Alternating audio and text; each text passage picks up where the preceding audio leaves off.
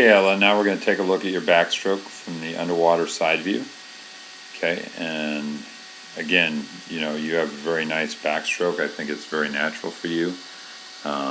Looks effortless.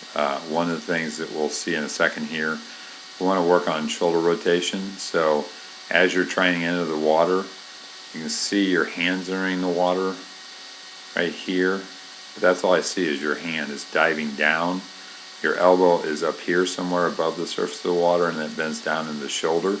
And the reason for this is you can see right here, your left shoulder is up and your right shoulder is down. And at entry, we actually want the opposite. So instead of this, your left shoulder should be here underwater and your right shoulder should be up here.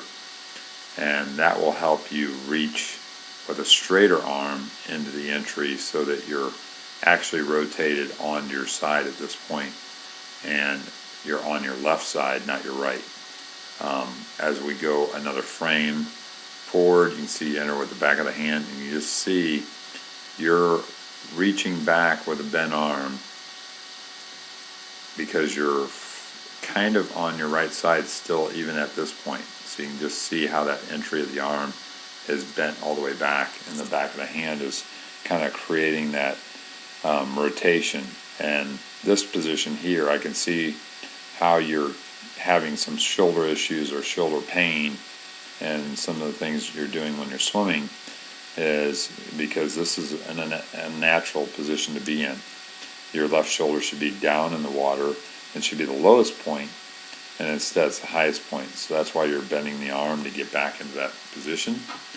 And then you can see you rotate late and then the arm straightens out. So that should happen earlier. So as you're entering the water, you should be on this side so that arm is in this position. So it gets there in a kind of awkward way to pinky first. It should be entering pinky first, and you should be already on your side when the hand's entering the water. And yours is actually happening fairly late. It's happening much later than you want it to, and you're rotating to that side just a little too late. So as you come through here, then once you're on this position, it's a good catch.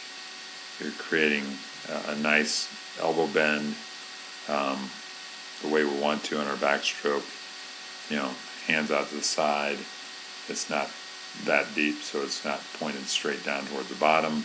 Point out to the side, and you're pulling a lot of water at this point. So this is a very good position to be in at this point, pushing that hand, okay, and then finishing at the leg, maybe a little bit too downward. We want to finish more back towards the hip and not so far down, but other than that, it's pretty good. Now on the right side, you can see at entry, you don't see that elbow bend as much, so you're getting to the right side a little earlier. It's still a little late. I still think you're reaching behind the head because your shoulders are relatively flat. So if we draw a line shoulder to shoulder, you're on this line. Your left shoulder's on this line, your right shoulder's on this line. At this point, we really, at the entry, we would like to see that left shoulder up here out of the water going down to the right shoulder, which would be under the water, so you'd be a little more rotated onto the side at that point. Then as you go into your catch, again, a good elbow bend, good catch with the hand. Your hand's got great feel, so you're really pulling the water really well. Very minimal bubbles on your hand or arm, so it tells me that you're clearing that very well and you're really grabbing water and pulling yourself forward, anchoring really well. So that looks really good at that point. Kick, nice bend to the feet. I like the way that you're kicking. You can see here the flex.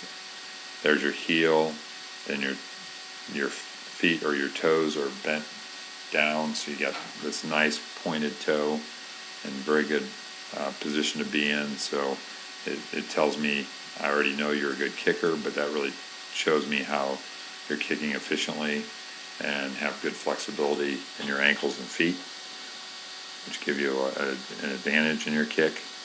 Again, not crossing over with the kick, keeping the feet side by side, not letting them cross.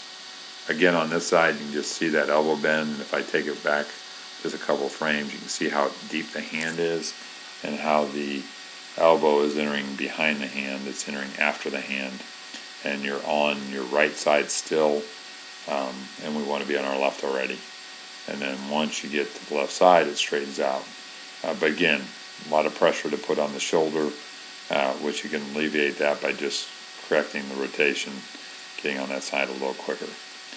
Again, both hands clear the bubbles really well and really are pulling really good water. You go into the turn here, and at this point, I'd like to see your feet just a little higher on the wall. You can see how your feet are down here, they're even with the body, so that makes it a little more difficult to get the depth that you want on your push-off and make that easier on you. So what we'd like to see is your feet on the black tiles. So part of your feet need to be a little higher. The heel is at the bottom of that line, and then your angle into your streamline should be a little deeper into that push-off. And you can see how you're pushing back, push off the wall, and once you get in this position, it's a good push-off, good solid push-off. Pretty good depth. I think you get a little deeper at the push-off. Then once you're under the water, nice snap of the dolphin kick. Again, I like your kick-outs. I think you got really good flexibility through the ankles, so you really have a nice kick in the dolphin kick. And then again, we can just see that's just a little bit late with the rotation once again. And it's just something for us to look at when you're coming towards the camera on the front view and from the above view.